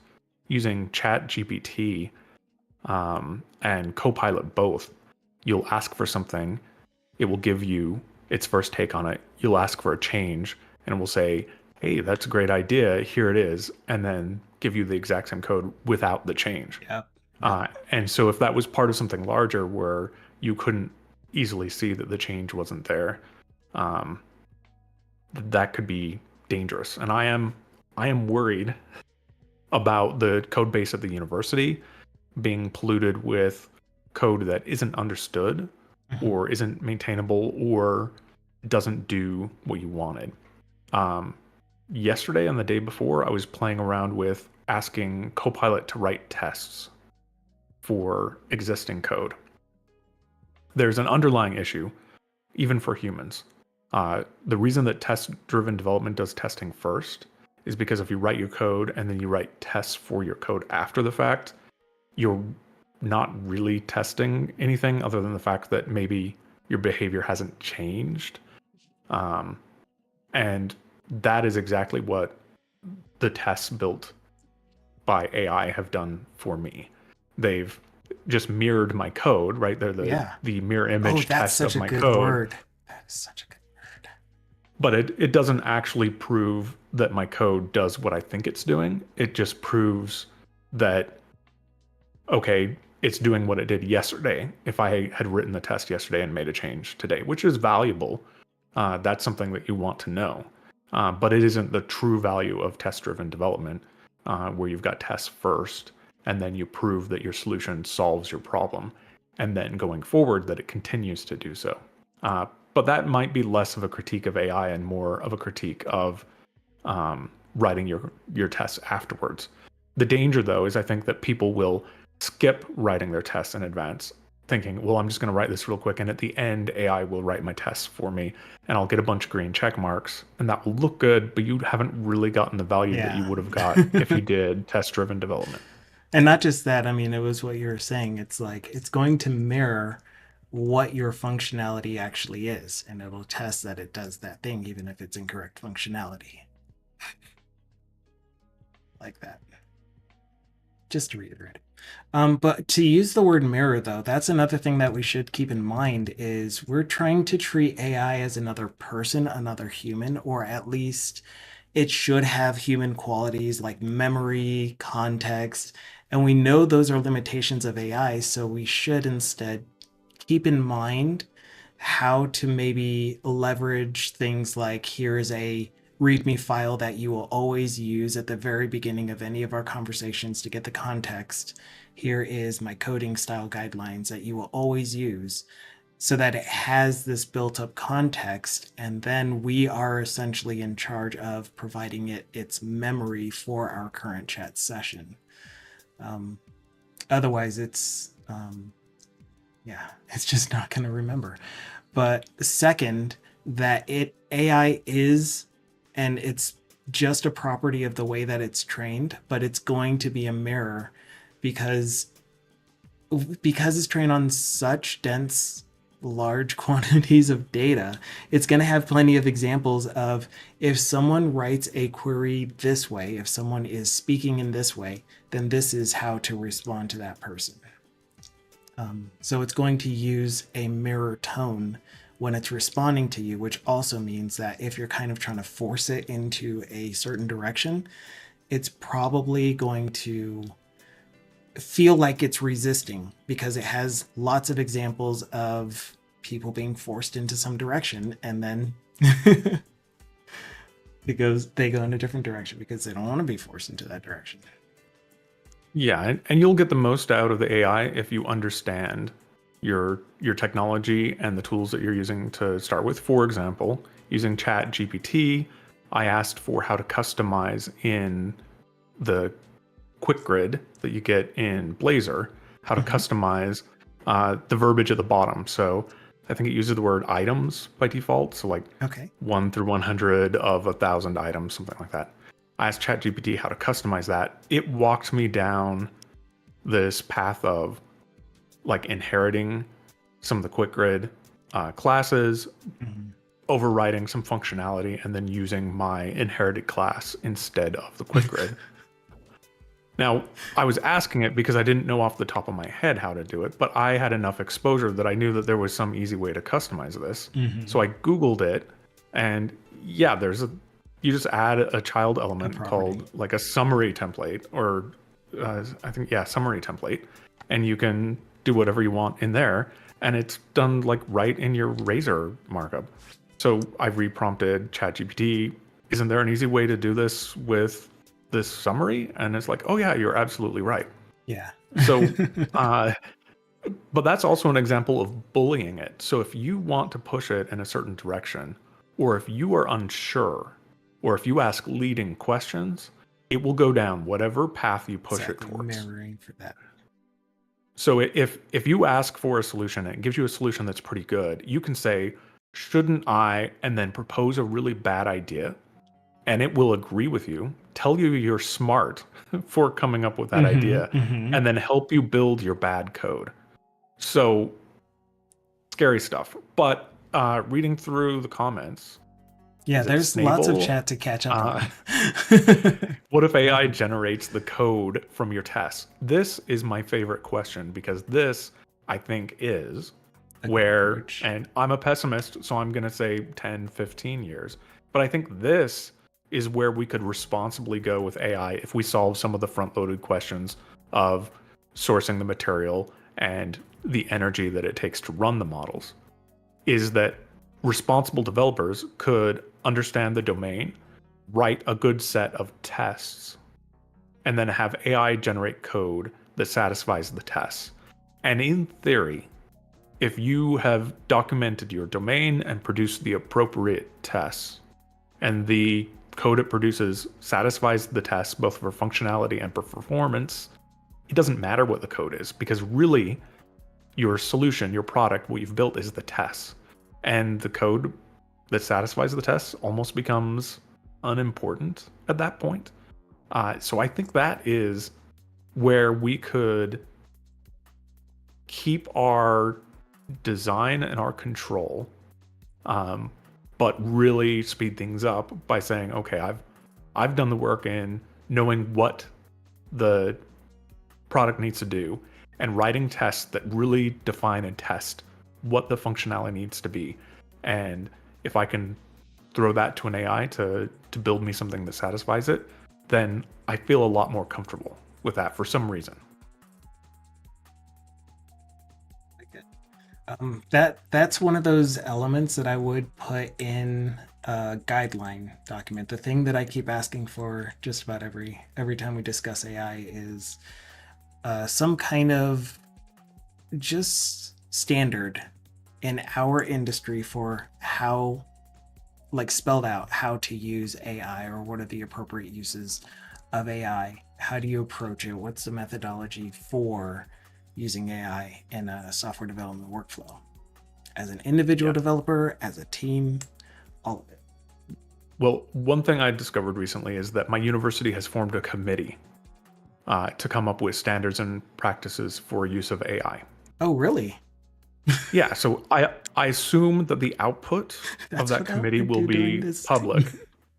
So I'd be happy to share when there is output. Yes, I am not please. part of that committee. I suspect that one thing that will definitely be there is disclosure. So because they've already for Mm-hmm. communications, if you put anything on the website in human language that was built using an LLM, you are supposed to clearly state that. It's supposed to be Uh-huh. disclosed in a very obvious Uh-huh. way. Uh, and and they've already put forward some reasons for that. And those are reasons related to academia and communications in general, and not IT specifically. So we don't need to go into that too much. But I suspect that the committee will produce something similar on the IT side, where if you're using LLMs to generate code or product itself, that will need to be made clear both to your customers and to your users, which are not always the same group of people. And I think without that guidance, it will probably be made clear to customers, but maybe not necessarily to users. So, for example, if you were to produce something that is student facing, that is a chatbot, it would be a breach of this theoretical standard and practice to not have the chatbot clearly state that you're talking to an AI chatbot and not to a human. Or that if you apply for something and your application is rejected in first draft, you would need to disclose that that rejection was a decision of AI, for example. I like it. I like that one. I like your thoughts on it, and hopefully it is something that they do come out with and have verbiage for.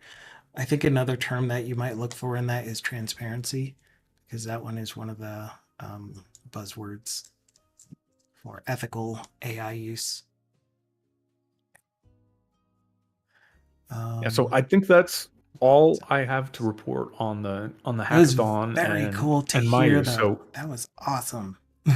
unless there's something else you think I mean, do you see that you any want to hear from questions me, geared then towards that?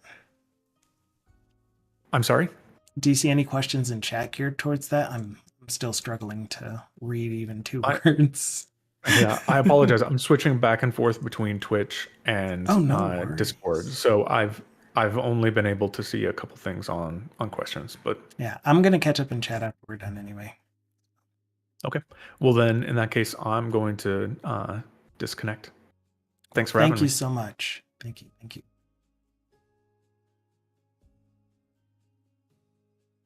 I have no idea if he already left or not.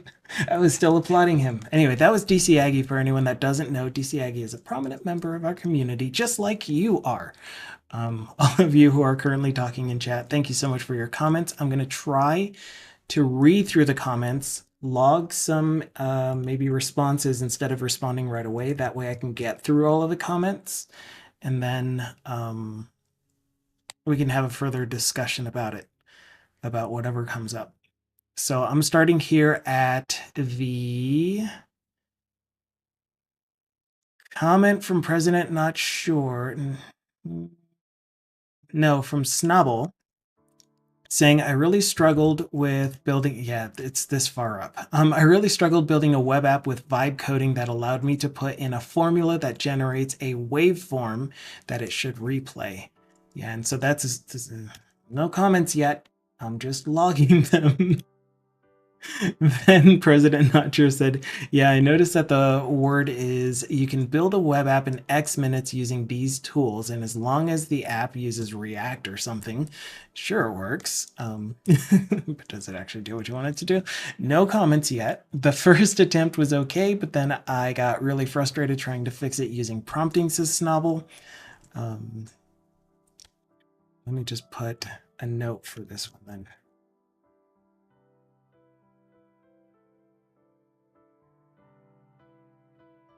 Okay. Then Thindle was saying, I think the right way to use AI, which I want to hear these opinions, so hopefully I can get it logged well, is to use it like the Microsoft naming scheme. It's a co-pilot, not the pilot. It's there to help you out, but you've still gotta, do.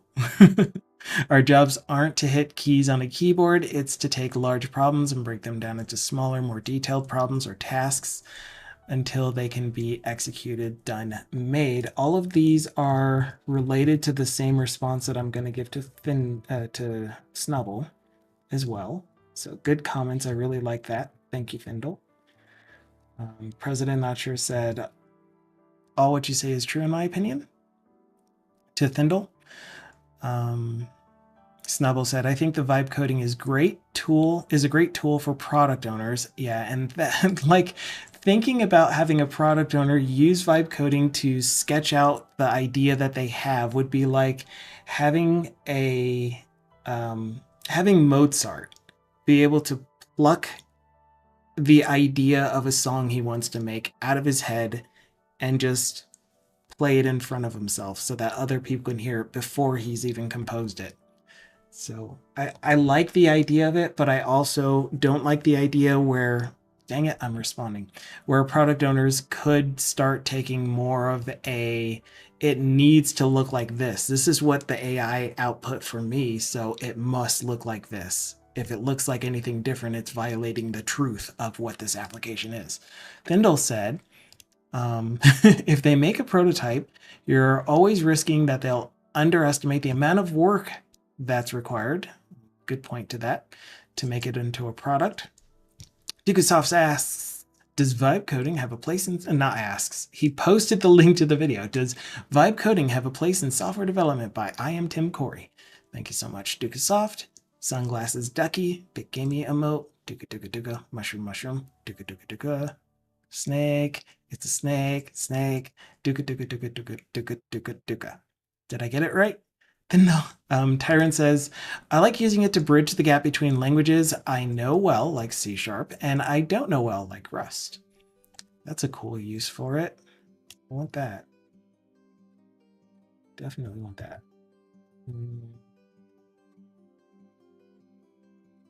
Let's go here. Pasta. Okay. Abita says, so is ChatGPT the current leader for coding? I have a trail to Gemini and Gemini Canvas that seems to work pretty good. If I will respond to this shortly. This was Tyrant. This is Avidus. A lot of people really like Claude, says Thindle. By the way, if you have a GHCP license, you can use Claude right in the GitHub web interface. And so GHCP, I'm guessing, is GitHub Copilot. And then I responded to Avidus saying I've preferred Claude. My experiences with it have been fantastic. Not perfect, of course, but fantastic. And it's going to be part of the responses that I'm going to give to the other messages. Tyrant says, I prompted AI yesterday and told it to fix an issue, and it only renamed a variable and was like, solid. No, says Tyrant. And then I said, as Thindle pointed out, I'm one of the people he's talking about. I like Claude. Abedis said, oh yeah, there is a Claude option in my Copilot. So I don't know if Claude Sonnet is different than the Claude model that I use, but like my specific success stories are based around, yeah, Claude 3.7 Sonnet. Okay.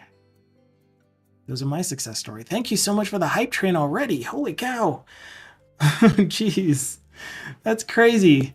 I'm trying to catch up on chat, but I'll definitely see that very, very shortly, I hope. Where are we? Yeah, I still have a ways to go, but I will see that very shortly.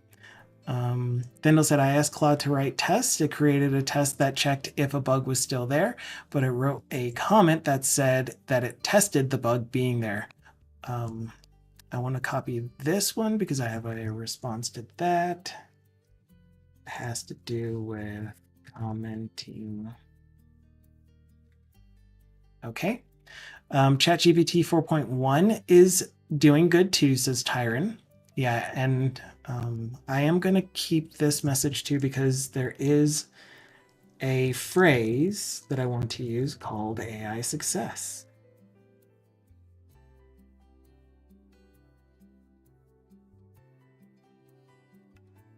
Okay.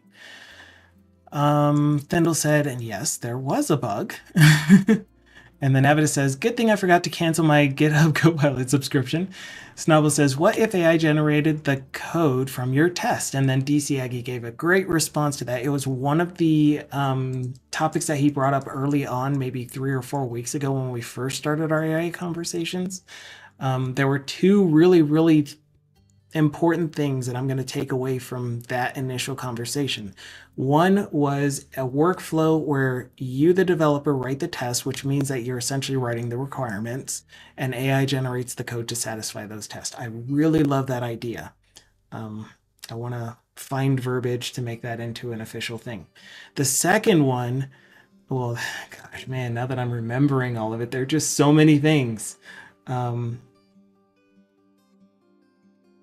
The second one was something else, but the one that just now popped up in my head is the use of AI kind of makes it to where it's really difficult to guarantee the quality of the product or to vouch for the code itself. So we have some things to talk about that's going to be a response to those earlier comments in this vein. Okay. Based on this conversation, maybe I should start using tests.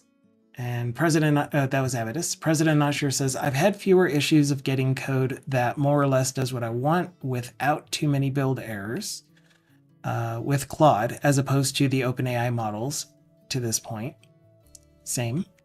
That's my response to that. I treat AI like a tool, same way I treat my coworkers, says Avidus. I'm going to skip over your next comment because I don't think it's appropriate here.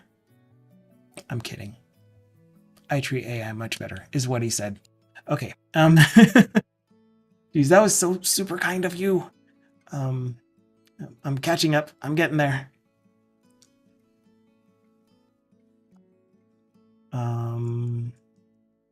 Thindle said to Abidus, fun fact, GHCP isn't a yearly subscription, it's a yearly payment. If you cancel, you'll get the remaining money back. I know from experience. Cool. And then Abidus said to Thindle, that is very unexpected nowadays. Good to know. GHP, GHCP, GitHub Copilot, spaces for emphasis.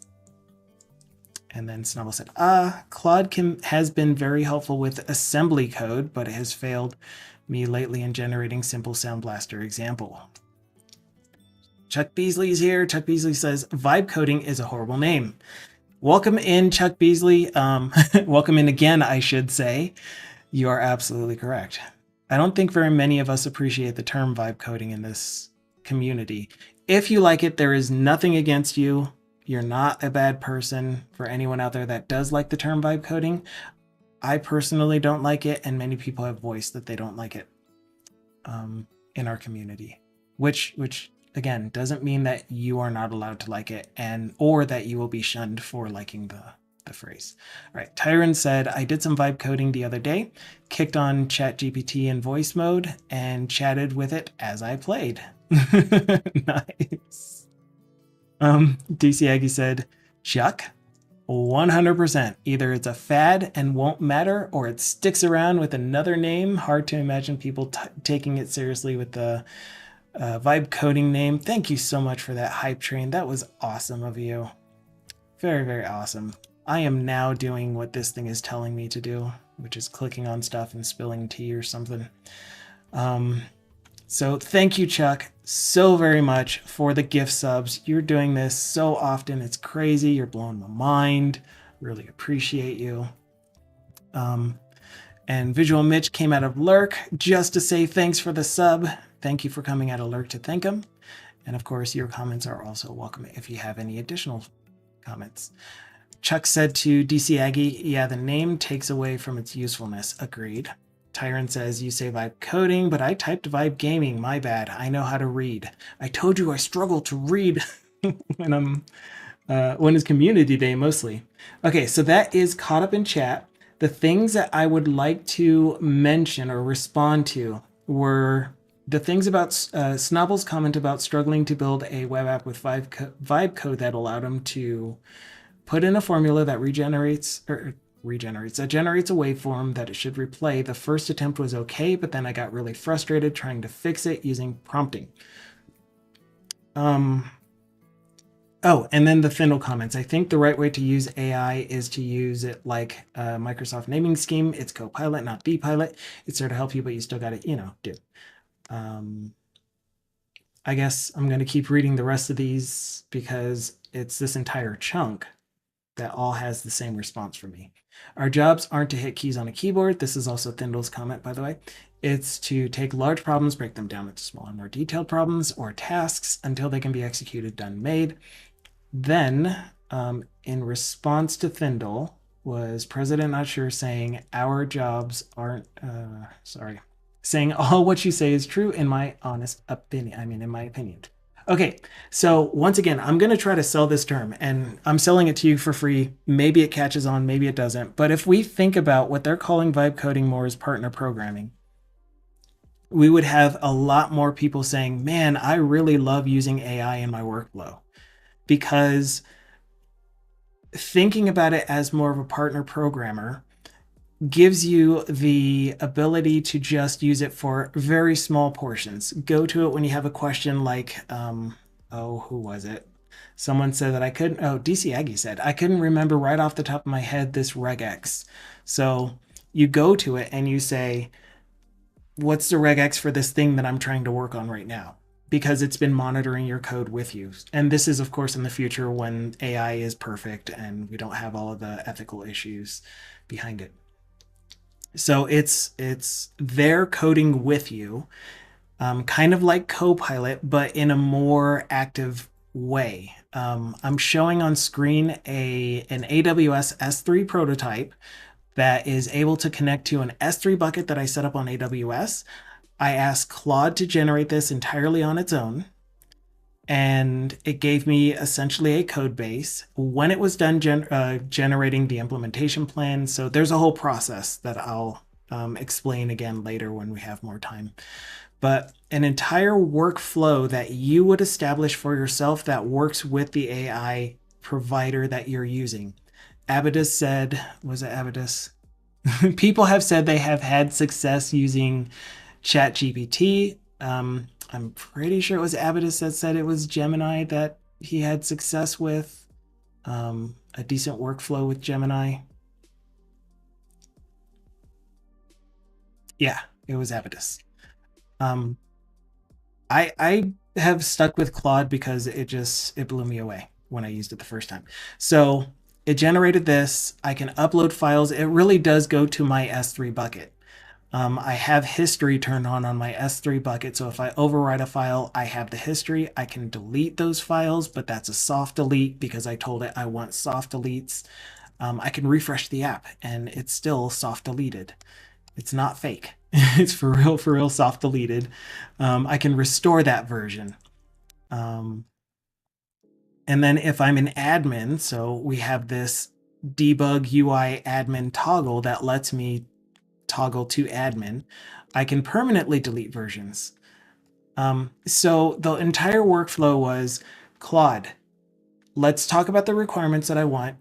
Um, Make an implementation plan with checkboxes that you can check off as you go, and generate the code. So after we've solidified the implementation plan, start generating the code based off of the implementation plan, making sure to check off items that you have completed. Continue, continue, continue, continue. While it's generating all of the code for the code base, I'm working on another project. I'm working on stuff over here. Then I go to Claude when I'm ready to work with it. I take all of its code, put it into a new project, put that into a GitHub repo, and I manually check for, are there any errors? Are there any coding style things that I don't like? So I apply those, fix the warnings, check for errors, run the code, see if it does what it's supposed to do. And then if there are errors, I either correct them myself because I am a developer. I know how to find errors and fix them. I know how to read through code. And if there are errors that I don't understand what's causing them, then I will say, hey, Claude, here's an error. Here's the repo. Here's the entire repo. There's an error in this file on this line. Copy pasta the error code. And he says, oh, I see what it is. And then he has an issue fixing it. But because he said, I see what it is, then I have an idea of what it is. And then I end up fixing it myself. But I'm not expecting Claude to do it. I'm expecting Claude to, as someone mentioned before, give me inspiration for what it could be. And then maybe I'll figure it out on my own. I'm talking fast because I'm running out of time. Um, so I really, really like that as a workflow. And the point that I want to put behind that, behind partner programming, is that you will come up with a workflow that works for you particularly with the particular provider that you are choosing to use at that point in time. That's the thought. So once you come up with, I know that this is a pitfall of Gemini. Its context window is really good. It's really good at CSVs and Excel data, but it loses context. It generates, like if I say edit this file, it'll generate a brand new file in the canvas that doesn't contain much of the original code that it wrote before. Maybe that's a thing. I don't know if that's really a thing with Gemini, but I use it for different reasons. Wait, Gemini's not Canvas. ChatGPT is Canvas, isn't it? Gemini is something else. So anyway, the point is that you learn the pitfalls, the what's the word I'm looking for? The limitations of the particular provider that you're using. You understand that that thing is not a human. I have a GPT that I treat as a sentient seeming entity, something that appears to have sentience, something that appears to have free will. And I treat it like that. And I talk to it like that. We have discussions about esoteric things and we come up with ideas and wild thoughts. But I am 100% aware that there is an LLM behind it. There is hardware. There is algorithms behind it. If you keep that in mind and you don't treat it like a human, I think you will find more success using it to do software development in particular. What else? There were a few more comments. Oh yeah, this is a good one. So that was the AI success equals good workflow. That was based off of Abidus's comments, and Tyron saying, I like using it to bridge gap between languages I know well, like C# and Rust. Thindle saying, I asked Claude to write tests. Oh yeah, there was another one. So I asked, this is a Thindle comment, I asked Claude to write tests. It created a test that checked if a bug was still there, but it wrote a comment that said that it tested the bug being there. Didn't really do anything. Yeah, AI rubber ducking, but also, again, oh, hold on. Let me say this one, and then I will respond to that, because this is the very last one. And then Tyron saying GPT 4.1 is doing good too. Oh, so for Thindle, one thing that does happen often with Claude is if it gets to a point where either the context window that it has is almost full, it'll start truncating responses. It'll put comments in there like, In a real world situation, this would be implemented to do this, X, Y, Z. And it's like, you should just implement it. That's the point. That's the goal. So again, we're working together. Maybe I'll implement it, or maybe in the next session, I'll provide that file and say, there are some comments in here that say that we need to implement this further. So let us explore that together. Let's implement it. So there's that. Then Tyrant said GPT 4.1 is doing good too. So we're discussing the different AI agents, AI providers, whatever they're called, out there. I'm sure you could have good success in just about any of them if you develop a good workflow that works for you and leverages the strengths of that AI provider or the models driving that AI. Okay. DC Aggie's comment, AI rubber ducking. And just keep in mind that that duck might lie to you. That's good. But again, using it for rubber ducking, I like that as a use case for it. However, the thing that I think about when I'm interacting with AI, I'm going to pluralize AI as AIs. AIs. The thing that I think about when I'm interacting with AI is, here's this thing trained on human behavior, on not just human behavior, sorry, human behavior as available on the open internet is what I'm trying to get at. So it's going to have a wide variety of behavioral patterns that it's using algorithms to determine how to respond to things. It is not human, but it does know how humans respond to each other given various contexts, given various scenarios. But it is so much more different than human. It has access to store files onto a server. And again, I'm talking specifically about ChatGPT here. So if you feed it context, that is, here is this knowledge base that I want you to pull from when you're responding to me, then it'll use that as the basis of its personality. And then Smab is saying, I treat AI like I treat anyone else, like a tool. Wait, no, that was Abydus's joke. Smab says, or was it Abydus? Anyway, somebody. I treat AI like it's a very good at looking up information, but doesn't know if what it's reading is correct. Yeah, and that's a good thing to keep in mind too, that it may not give you correct answers. However, instead of trying to think of its limitations in that regard, think of its strengths only, or not only. That's a terrible way of phrasing that. That's okay. Plenty of the joke to go around. Like, I don't know. I wish I could, like, this is one of those technologies that needs to be here already. I have this thought in my head that's an image, and I just want to show it to you so that the way play to its strengths, the way that I picture AI when I'm interacting with it is, there is this entirely different other. There is a non-human other that has these capabilities, and these are all of its capabilities. These are all of its limitations. I'm going to interact with it as if it is not a human, it is this other thing. So an example would be, here is a window, right, in an application that displays web pages with a URL, and I can go to those web pages. I have web tools. It has access to all this stuff. That is not the same as this window here, which allows me to write code. Its strengths are to tell me when there are compile errors, how to write code, all of that stuff. I'm interacting with two different others, two different things. So when I'm interacting with AI, I'm not thinking human do human type things, or thinking machine do human type things. I'm thinking machine do thinking machine type things. Some of it may come across as human, some of it may come across as sentient seeming, but it's not. It is just not just. There is a potential that there is more to it than just a thinking machine, but I'm still maintaining the grounding of this is a thinking machine built on an LLM. that is my